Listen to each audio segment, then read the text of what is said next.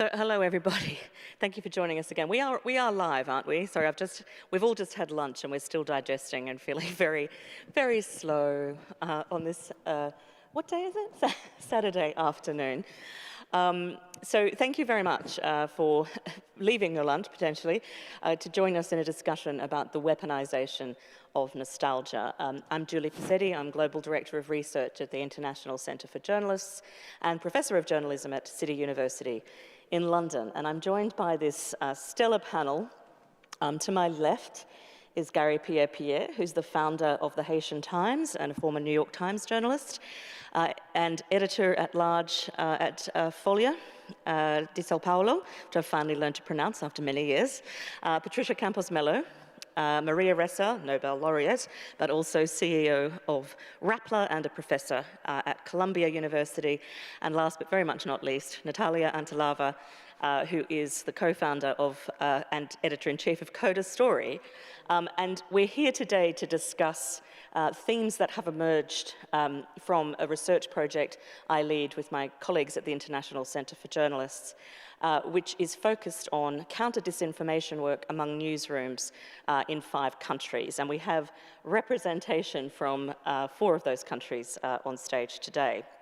So let me just give you some background about our thinking when it comes to this thesis about the ways in which nostalgia is being weaponized, with significant impacts for both democracy and human rights.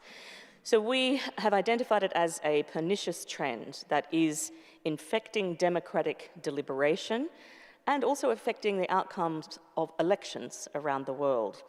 And so, as I said, we've tracked this trend from Tbilisi to Washington, D.C., via Manila, Sao Paulo, and Cape Town through this study of news organizations. And in parallel, we've polled audiences or citizens in each of those countries. And if you were here yesterday, we had a panel about the ways in which citizens in the 5 countries we're studying have responded to both disinformation narratives and the function of the press in their country.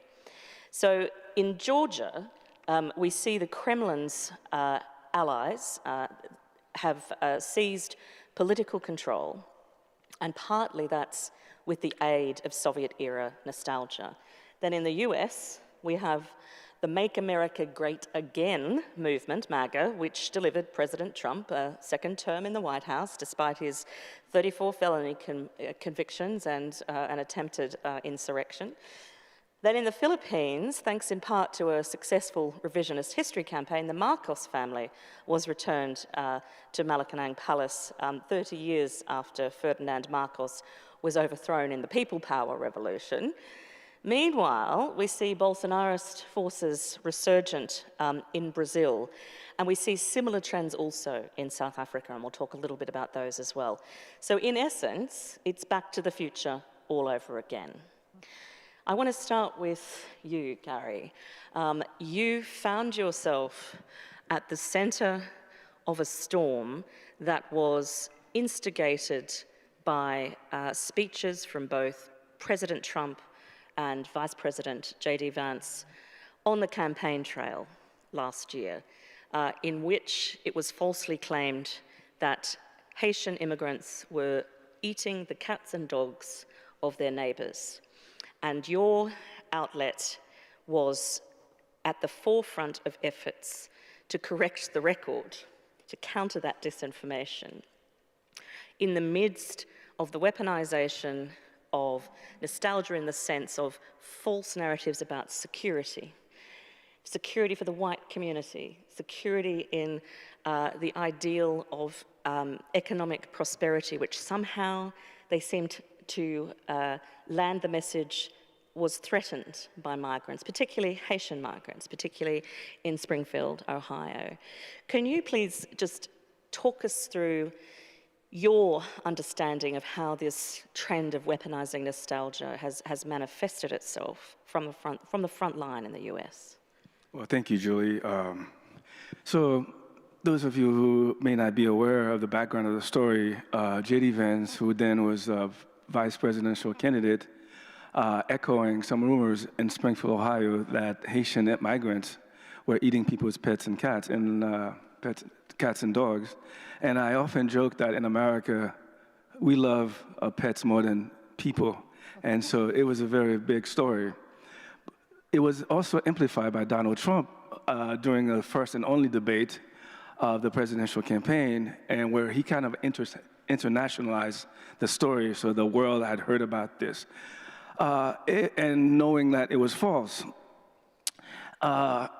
it was deadly serious, because this was not about whether or not, the rumors were not about the truth. They knew it was false, but it was an attempt to dehumanize migrants, particularly Haitian migrants who were coming in large numbers in Ohio. And so this is basically how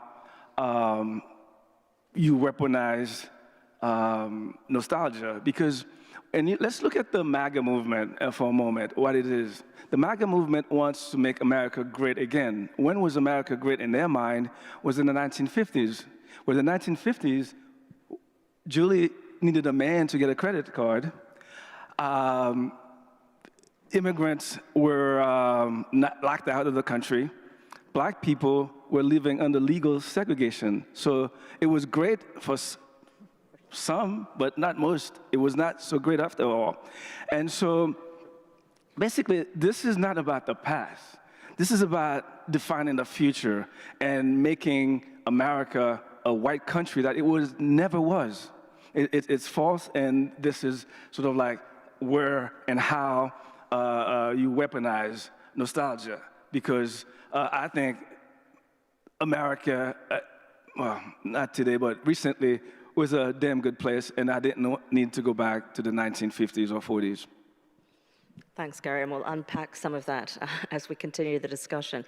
Patricia, I want to come to you next, because you not only reported on the Bolsonaro regime and watched the ways in which the trends that Trump set migrated to Brazil, including with the attempted coup that happened on January 8, 2022, right? 2023. 2023, sorry, I always get the date mixed up. Rather than, January 6, 2021, which was the insurrection in the US. But you were also targeted by the president and his son and Bolsonarists more broadly in terms of your function as a female reporter. And a lot of the narratives associated with your harassment and abuse were very much misogynistic and driven by a nostalgia for a time when women were quiet and where they certainly didn't do accountability reporting. So you've had the experience of this firsthand, but beyond that, can you tell us about how you've witnessed this development? Thank you, Julie. I think there's two parallel processes in course in Brazil. One is this weaponization of nostalgia, and at the same time, they have to do like an extreme makeover in the past, rewriting the past so that people have this false idea. And basically about the military dictatorship. I think Maria is going to talk about this, and Indonesia is also an example, how you rewrite an era that was very violent. You had, torture, killings, kidnappings, and you turn it into an era that, there was no corruption. Of course, there was no free press, so you wouldn't know about the corruption. The economy was great, except it was concentrating wealth. All these myths that are being spread with the help and amplification of social media. And you have these forces, these, let's say, retrocess forces that are portraying this, going back to this era as the good thing, making Brazil great again. The only way you can have these authoritarian leaders rise is if you rewrite the past and then you spread this information. And it's part, as Julie mentioned, in the US, you had January 6, 2021, the attacks on the Capitol, and President Trump, when he was inaugurated, one of the first things he did was pardon the martyrs, as he calls them, the people who attacked the Capitol. In Brazil, the same thing is going on. There's a movement among Bolsonarist legislators for an amnesty for the poor people who tried to stage a coup d'etat in Brazil in 2023. And they're saying, you know, these are all old ladies with the Bible, popcorn sellers, ice cream sellers, but they're not, right? So just to have a new angle on attempts to attack democracy, to revert election results, is essential for them to survive. And that's the weaponization of nostalgia in a way. And that should be our work, you know, just making sure you don't see things through this distorted lens. Facts are facts. Facts are facts. Except they're not necessarily facts when you start erasing historical records, when you go beyond revisionist history, which is also beyond the weaponization of nostalgia, then you step through to revisionist history, then you have erasure of history, which we are seeing now in the US, and which you, I think, have seen elements of, or fear elements of, in Brazil. And I know in the Philippines, Maria, this has certainly been a feature. So if we can come to you first, I mean, the resurrection of the Marcos legacy and the name as and the ways in which the stories and the narratives are being recast in the Philippines now. Can you explain to this audience what that's felt like and how it's manifesting itself? I mean, it impacts elections, right? So it goes right to your sense of history. We watched history changed in front of our eyes from 2014 to 2022. And let me first say this phrase, "Make America Great Again." I mean, the Philippines in 1972, if you go to the northern part of the Philippines and the old Marcos home, in 1972, his promise was, "We make the Philippines great again." My family moved to the United States in 1973. Hungary after that, so in the 70s in the Philippines, and then Hungary in 2010, Orban's was "Make Hungary Great Again." And then I would say in my career, so this is my 39th year as a journalist, I covered, so like a pendulum swing, I covered the move of Southeast Asia from one-man authoritarian rule. The pendulum was released, so it swung like this. So one-man rule to democracy. And that meant, what are the countries? It was the Philippines, 1986 People Power Revolt, all the way to 1998, which was the end of almost 32 years of Suharto's rule.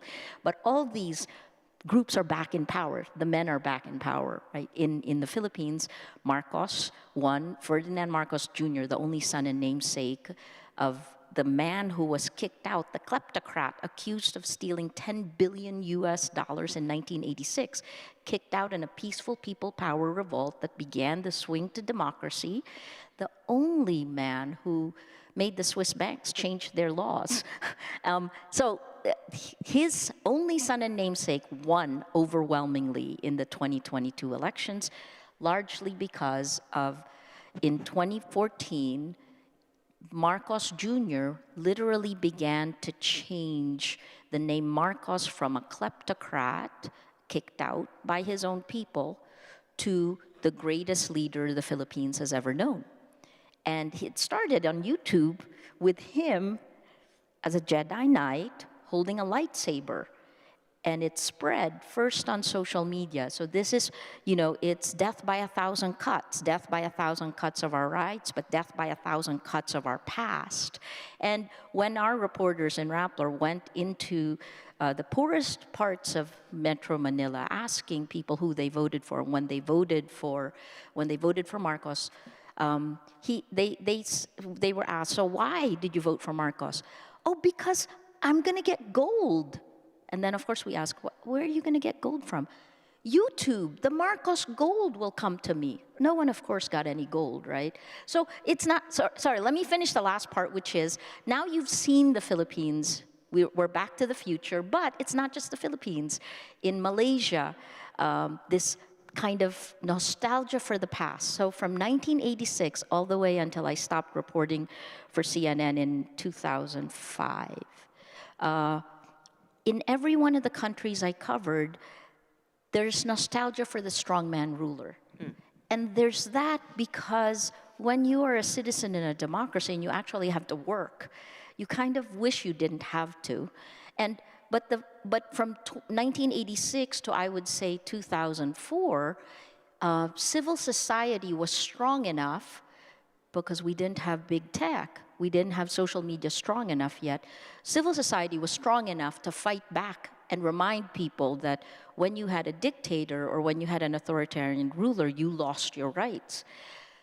Around 2004, we began to embrace social media. And again, the Philippines, for 6 years in a row, up until 2021, Filipinos spent the most time online and on social media. So the weaponization of the nostalgia, weaponization of nostalgia is directly linked to the inability of civil society to remind you of the rights you are losing and the exponential spread of lies. Yeah, so it's the viralization of these disinformation narratives that are weaponizing nostalgia as well. So I just want to tell you, Indonesia is back now. Prabowo is the former son-in-law of President Suharto. Malaysia is now Anwar, who was kicked out by Mahathir in 1997. He's back, as was Mahathir right before him. And of course, the Philippines, Marcos is back.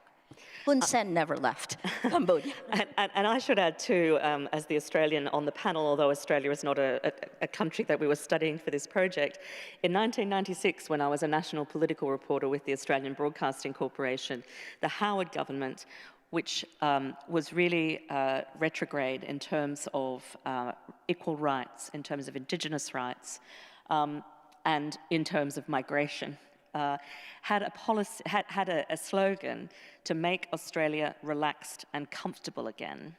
1996. And the Australians. That is a narrative that has stuck and which continues to reap dividends for conservative and far-right narratives associated with the current election. So yeah, there's a long trajectory. That's where I first observed this, and why I was so fascinated to see it emerging from our 5-country study, which brings me to Natalia, who is Georgian, who runs a global-facing news organization that was born in Georgia, and I think there's a real, there's a link through Brazil to the Philippines and Georgia around the nostalgia for the strongman leader, from the dictatorships to the Soviet regime. Natalia, you kind of probably witnessed this earlier than others on the panel in the context of the incursions in Georgia and the invasion of Georgia by the Russians. They were very effective in testing these narratives. Can you talk us through that? Yeah, I can. And I'm very excited to disagree with actually both you and Maria that the nostalgia is for the strong man. I don't think nostalgia is for the strong man. I think nostalgia is... Strong men are the ones who manipulate the nostalgia. I just looked up about, CODA is all about trying to identify and report out the underlying patterns that are reshaping power in the world. And we, a while ago, years and years ago, one of our first projects was it was called Age of Nostalgia. And the way, I just couldn't remember how exactly we framed it, but it was infatuation with a mythologized, can't pronounce it, history has overtaken communities, cultures, entire regions, sending society and identity into a funhouse mirror of nostalgic reflections. So we have been doing stories of people who are finding solaces in pasts that, are imagined and are grieving for futures foreclosed in a time of existential threats. And that's how we framed it. And from the reporting that we have done, it was very clear, and the starting point was in the former Soviet Union, because I don't think anyone has done it better than Vladimir Putin and the Kremlin. From all the reporting that we have done, it's very clear that when it comes to the authoritarian playbook, the step number 1 is to weaponize nostalgia.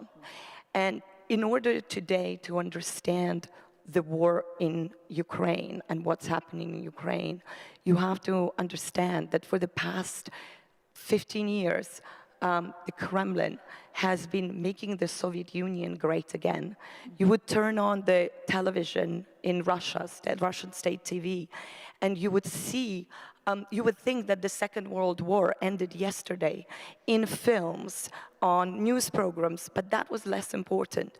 But in films, in cultural events, everything was really aimed at making sure, celebrating the greatness of the Soviet Union and that nostalgia for being great. So that's where I don't agree that it's a nostalgia for the strongman. It's that nostalgia for the imagined past. Georgia is a really interesting case because Russians behaved, the Russian disinformation behaved very differently in Georgia, because Georgia, and I apologize to the world, has unfortunately given the world Joseph Stalin. And Georgia has a very complicated relationship with Stalin. And it was, in the Russian disinformation narratives in Georgia, and no Georgians watch Russian TV. No Georgians, many Georgians refuse to speak Russian, but the narrative that was pushed again and again was Stalin was your guy. He was Georgian, you must be proud of him, and with it you must be proud of all the great things that he has done. I'll wrap up, but I'll say that it was really interesting when the Georgian government, way before the 2008 invasion, that became the precursor to the annexation of Crimea, that became the precursor to the full-scale invasion, Georgian government was trying to reestablish the links with Russia. And the president at the time went to Moscow and met with Putin. And, I know from several sources who were in the meeting that one thing that Putin was obsessed with and insisting on, more than Georgia's desire to join NATO, because Georgians were willing to give up the NATO thing. He was obsessed with making sure that the Georgian government closed the Museum of Soviet Occupation in Tbilisi. And that is the power of history. And I think when you think about, what do we do? What does the civil society do? Completely agree with you.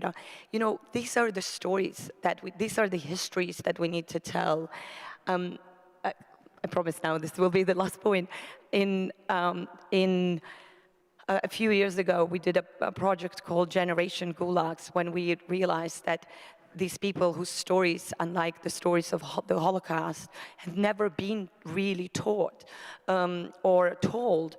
We did this project where we went around and found the remaining victims of the gulags and interviewed them on camera. And one reaction that the producer was getting from so many of them was, "Where have you been?"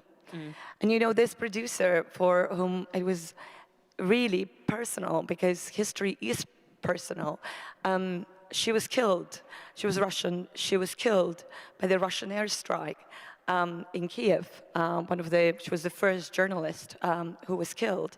And that's all part of the same story. And unless we see these connections between these seemingly disconnected stories and between the countries and narratives that are propagated in ours, I don't think we can counter them. No. Well, we'll come to that in a minute. So can I just draw a line between what Natalia mentioned about the desire to close the Soviet History Museum. Soviet Occupation Museum. Occupation Museum, sorry. And to the US now, Gary, where we see the Smithsonian literally whitewashing the website from profiles of prominent African and indigenous Americans and migrants and women as well. Can you talk to us about what that's like to live through as both a black man and a migrant to the US? Well, the race and ethnicity is a crucible of American society. So everything is about race. Demographers have shown that by 2025 or 2050, we are in 2025, America will be a majority minority country. And this is what this is all about. It's not about the strong man, because we've never had a strong man. It's about making America white Until again. now. Absolutely, absolutely. And I have a hard time wrapping my head around that notion.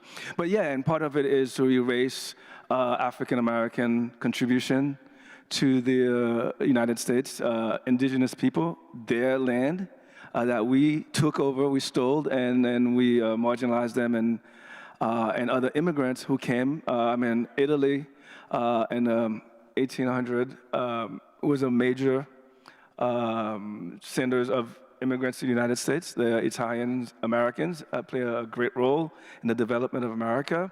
And so now, this movement has been going on for quite some time. It took hold in 2016 to eradicate sort of like the contributions of others, which is part of American society, because without the others, America wouldn't be what it is. And so, having been born in Haiti and watching dictatorship there, and it's been kind of like disconcerting to me because I've lived through some of the things that I'm seeing now, where you just marginalize people to the point where you make them irrelevant, and that's why you have such a large migration of Haitians to the United States.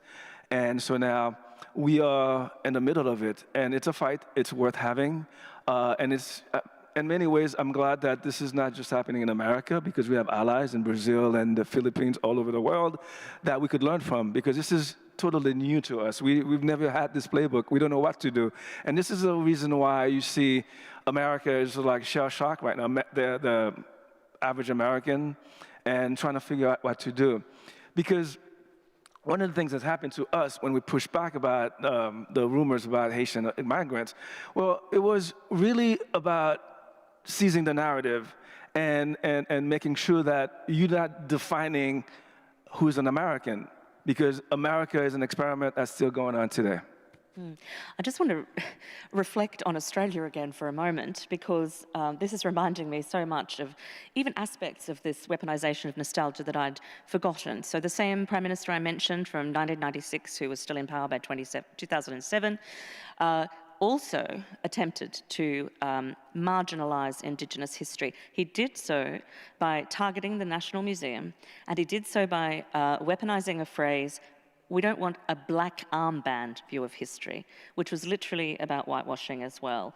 And this was trying to twist, or rather to pivot, narratives about Australian identity, which had become much more about multiculturalism and about the fair go and egalitarianism, all of which were then subverted by this relaxed and comfortable, targeted attacks on the black armband view of history.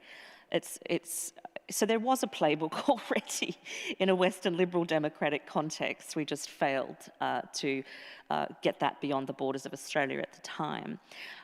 Patricia, can I come to you next? So we just published a report from our study on Brazil, which came out a couple of weeks ago, called Disarming Disinformation Brazil. Patricia features in it. And we heard from journalists at Folha de Sao Paulo and the outlet that we studied in the Amazon about the kinds of disinformation narratives that are surging in Brazil, which include narratives connected to the demonization of indigenous peoples and traditional peoples, particularly in the Amazon, as lazy. And these narratives are about partly triggering this sense of empowerment that comes from feeling superior to anyone when you are feeling yourself very marginalized and disenfranchised.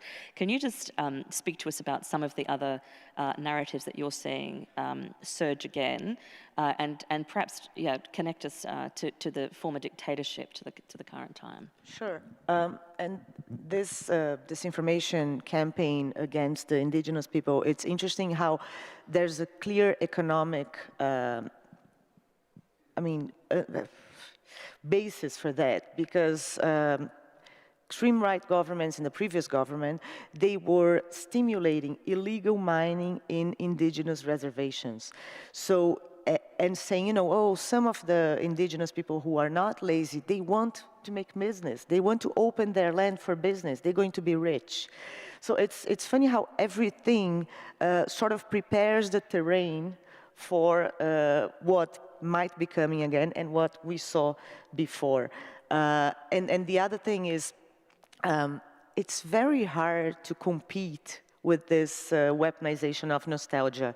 In Brazil, there's a production company that does only videos rewriting history. So one of them is, they, instead of calling the military coup, which was 40 years ago, you know, thousands of people tortured, hundreds killed, they call it a revolution. And they show these videos in schools.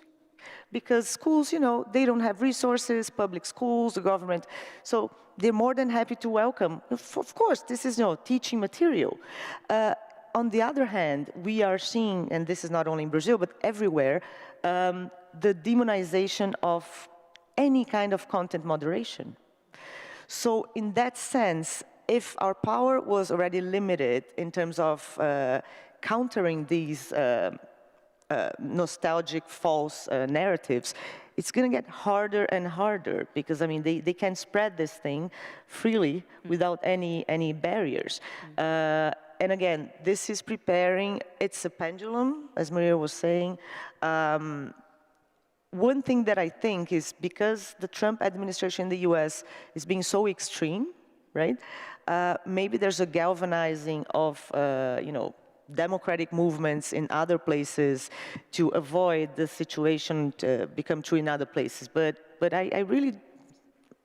I'm really scared. Yeah, because the viralization, the algorithmic viralization of these narratives and the steps that follow, which Natalia has outlined in terms of the playbook, and even within this concept of nostalgia, as I said, include revisionist history and then erasure altogether of historical facts. And if we can't deal with this through a regulatory effort and through education, because if the textbooks, and we're seeing, you know, the contemporary equivalent of book burning in the US with educational, with curriculums being hijacked, and attempts to do so at university level as well, then to you, Maria, how do you respond editorially to this? And we've talked about how difficult it is. Is part of the work to be done reporting that reminds people, that kind of preempts these disinformational nostalgic narratives, like things were actually not that great, folks. Remember this, remember that? I mean, what does it look like? That's a hard question for me to answer. Let me answer from experience then. And it's hard because I'm divided in many different ways. I mean, the best and the worst part is when everything around you is destroyed. And this is the world we live in right now, right? In the Nobel lecture, I said, we're standing on the rubble of the world that was. And we literally, everyone in this room is in your sphere of influence rebuilding. And the question is, what are you rebuilding? As a reporter, so for breaking news reporters, if you're covering an authoritarian leader or someone who lies all the time, call a spade a spade. He lies. And that's really hard when fear works. And I'll use an example from the United States, because a reporter, like I was sitting there going, oh my God. Anyway, when Zelensky was in the White House, right? And President Trump and Vice President J.D. Vance had attacked him. And the breaking news reporters at that point were doing what we breaking news reporters used to always do, which is to say what the president says, to say what he stated.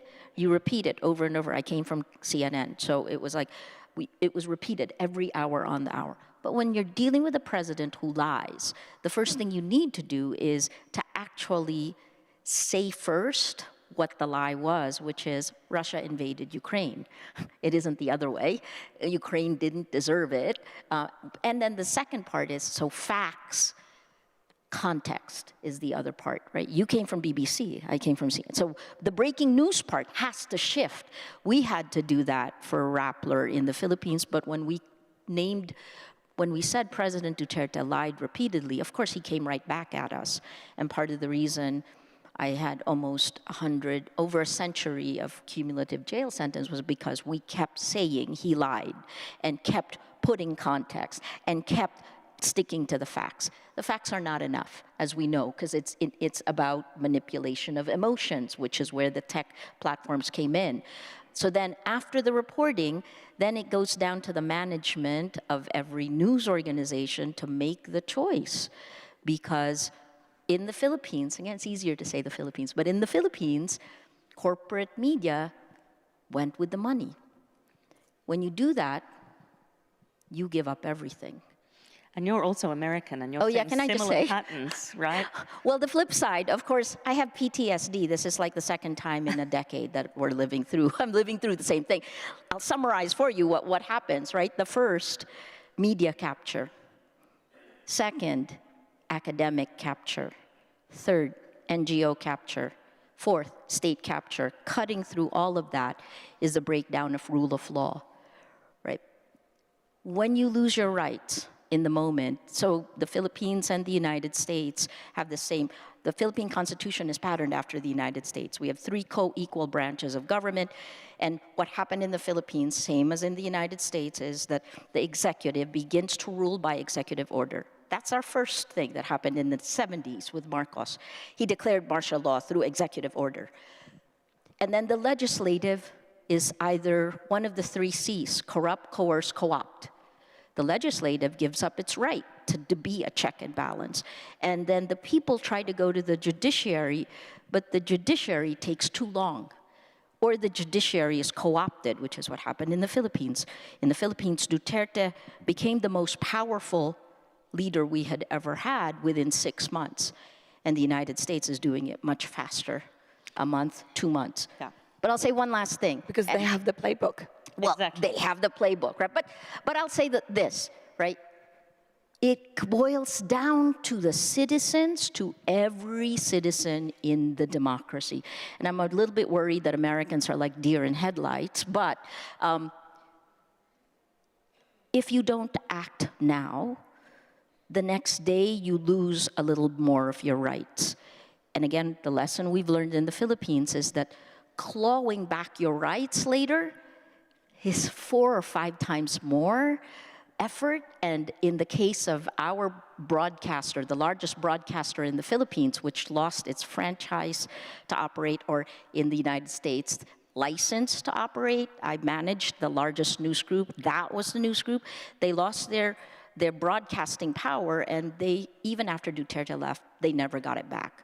What you lose today, you may not get back tomorrow, which then I toss to wonderful, I never realized until last night, one of my lawyers said, okay,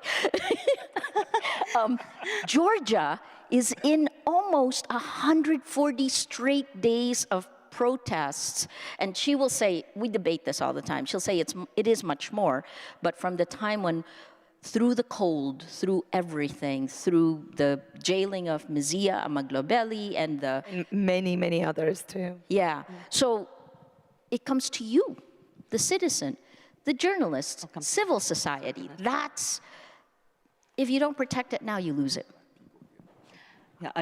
Yeah. Thank you.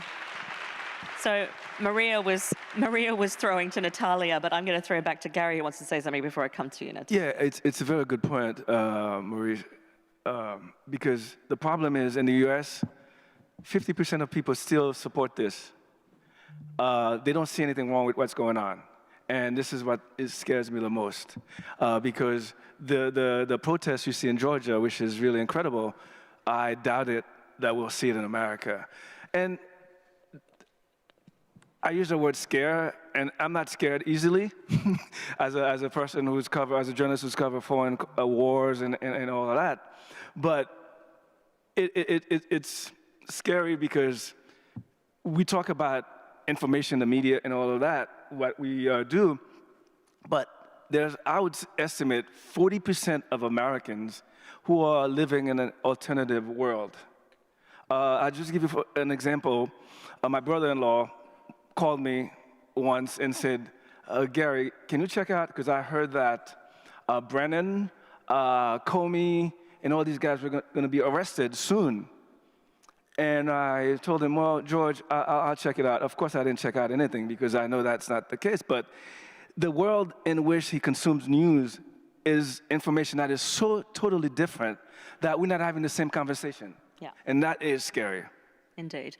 And Natalia, I'm interested to figure out how you try to address this through Coda stories, through the currents, and there's this real prescience about the work that, that Coda does. But part of that effort involves the ZEG Storytelling Festival, which, and ZEG means the day after tomorrow, so rather than back to the future, tell us how we get to the day after tomorrow. Yeah, that's right. And if you can reflect on just the creative collaborations across sectors that underpin that. Yeah, I can. But first, I want to say that I said to Maria, do not do that, because she has a nickname for me that I find very embarrassing, and I thought she was about to say. Did you know Wonder Woman was from Georgia?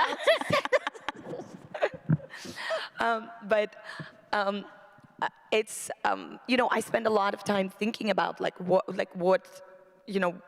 do we do, and who are they, and you know, everything that you said is like absolutely agree with everything, but I think we need to do something that is even more basic. I think we will only get out of this, and I'm optimistic. I think we'll be fine. You know, I think we'll survive, and we, you know, last night we were talking about, I think it will work out. Nothing is forever, but I think in order for it to work out, the most fundamental thing that needs to be done, we need to figure out what are the values that we're defending. What are the values that bind us? And then we need to go and find people who represent these same values. We need to finally embrace the fact that tech companies are not aligned with us on the value basis. They are bad for us. You know, Chris Wiley in this church, the Cambridge Analytica whistleblower, a couple of days ago said, why don't you guys call it by its name, talking about big tech? It's fascism. You know, the alignment of those interests. We need, our first job when we think, what do we do, is to figure out who are our allies and who are our enemies. Because it's war, and we need to figure out who the allies and who the enemies are. And based on that, we need to create the new alliances. And, you know, from the list, for me, what was missing from the list of the media and the NGO sector, I think the really important capture that's happening now, and you mentioned it, Julie, with the Smithsonian, is culture. They're going, because they have kind of neutralized us. People don't believe the media anymore. Journalism has become a dirty word for many people. We need to face that and think, what do we do with it? But they're going after museums. They're going after, you know, academia, but dancers. In Georgia, we can see it very clearly. You know, they're literally going after orchestra conductors. They're replacing museum curators with loyalists. So we need to figure out who we align with. That's first. And for journalists in the newsrooms, and that's very much what we try to like reimagine the process of news gathering, so that we do not follow their agenda, because they're flooding the zone. They're putting out the noise. We cannot be adding to the noise that they put out. We need to find ways of doing stories that are proactive, that are about, you know, that preempt things, because it's too late. Once the lie is out there, it's too late. So we need to tell stories, and we need to tell them well, because emotions matter. And I totally did not answer your question, but It's okay. ZEG Festival is basically all about that. Yeah, it's about crossing. I'm going to go to questions now. So, Well, so one addition, right? To just how do you shut up a Nobel laureate? I know. I don't know. but to add to Natalia, think about the biggest problem in the world today is whether or not an international rules-based order still exists. Right now, it's not. It's collapsing, right? And why? Because you have autocrats and dictators doing what I just laid out, right? Media, academic, NGO. But then who else is doing that? The bigger dictator in How to Stand Up to a Dictator in my book it was Rodrigo Duterte versus Mark Zuckerberg. CEOs of tech companies are doing the exact same thing: media capture, academic capture, NGO capture, state capture, which was part of the reason why, in order to win the battle, you have to have integrity of information. You need to have journalists who will stand up to power. Anyway, I'll give it back to you. No, a really important point. Sorry, not to be bleak or anything, right? That's your job. Exactly. Thank you for persevering, and we look for hope from the audience. So does anyone have any questions for our panelists? We've got just over 5 minutes left to take some questions. Okay, I see a hand here, a man with glasses. If you can stand up.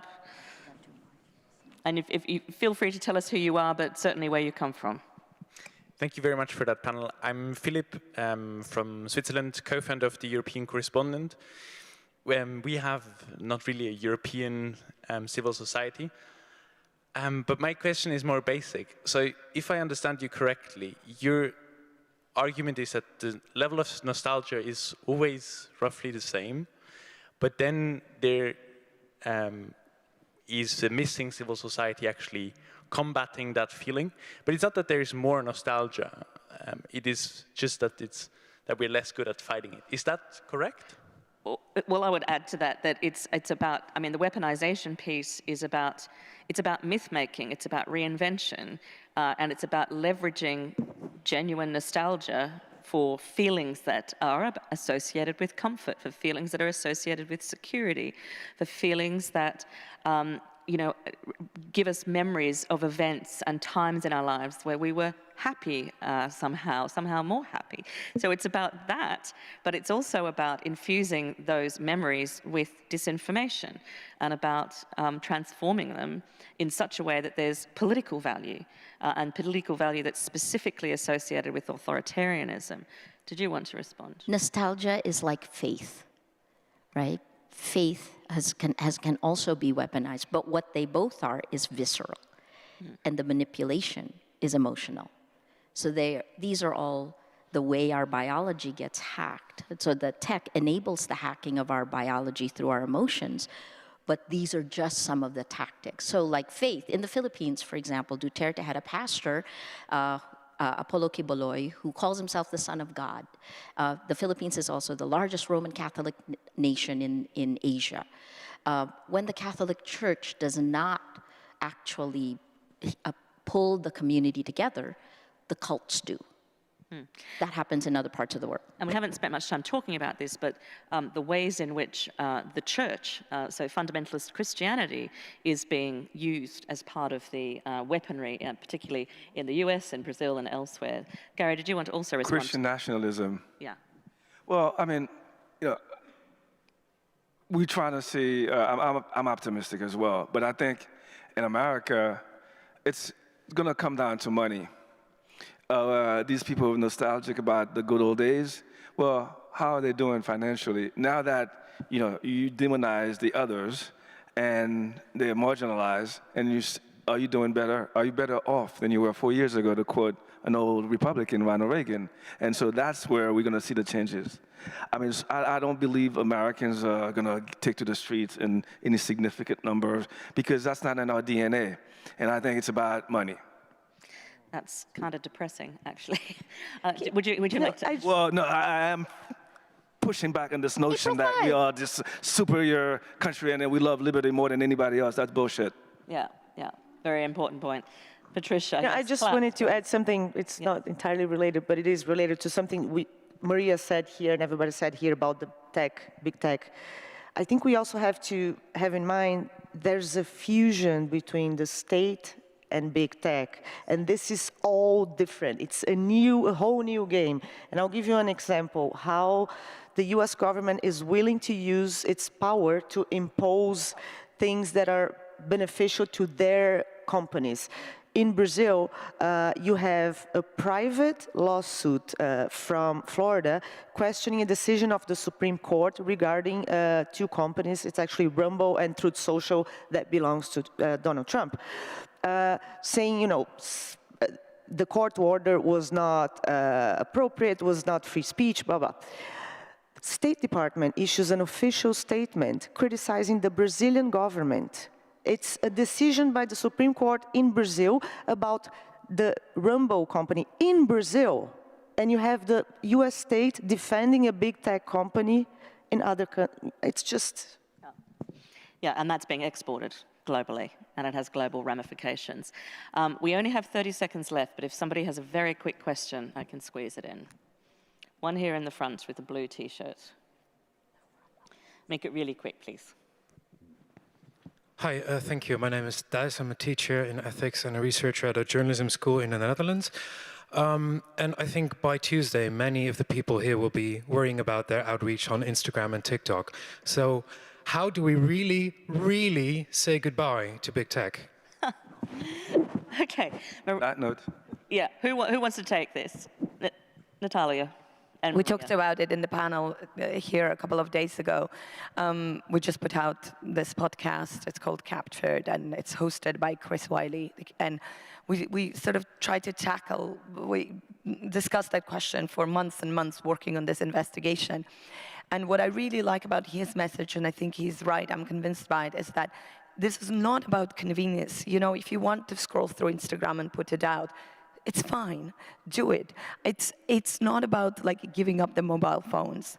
It's understanding who is who and what their interests are, right? And what values different people represent.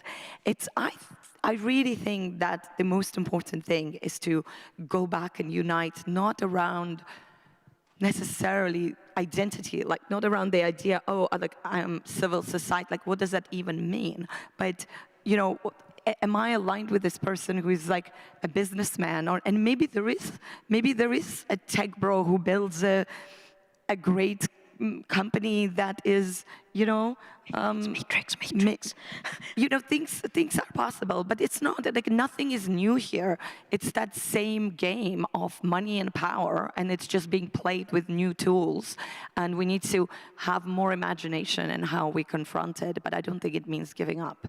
It's definitely not giving up, right? So we built a Matrix protocol chat app. What's the future? It should be open source, decentralized, with your privacy protected, without algorithms insidiously manipulating you. It's not free speech issue, it's a safety issue. We need to demand that. We're building it. France and Germany both have sovereign wealth tech funds to be able to do this. Denmark has a tech envoy, right? Like, so we need to get off the crack. Yeah. They're very bad to say that in the Philippines. But the last thing, I know we're out, but guys, my president is in The Hague, right? The man who tried to jail me has been arrested. And so you put one foot in front of the other, you keep going. It took 9 years. We keep going. And that's how you get, exactly. Thank you, Maria. And that is how you get to the day after tomorrow. Thank you, everybody.